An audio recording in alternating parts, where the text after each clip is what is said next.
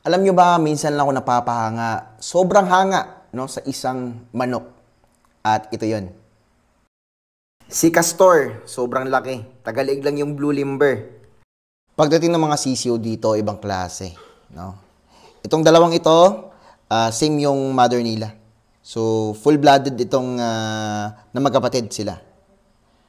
Yan. Napakaganda ng leeg, no? Tatangkad. Tatangkad ng mga sisiyo na to. Yan. Yung paa, select na select ko to. Alam nyo ba, madaming peraso yung nakuha ko sa kanya. No? Inubos ko lahat ng mga sisiyo niya. 17 na peraso. Napakaganda. Solid na solid. Oh. Itong dalawa naman na ito, iba din po yung kanilang mama. Pero yung leeg nila, tignan nyo po. Mamaw na mamaw.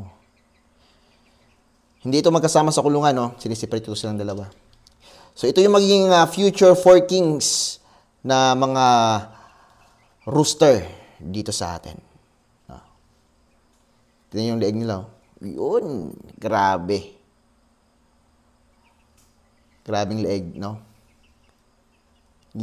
Mamaw na mamaw. Yun lang, basta may nabibiliban ako, kukuha agad ako ng similya. Dahil pinaparami natin dito. Grabe. Yun lang yung masasabi ko, no? Grabe. Ganda ng manok.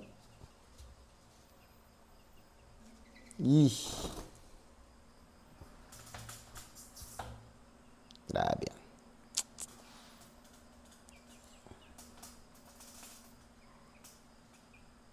4 kings talaga.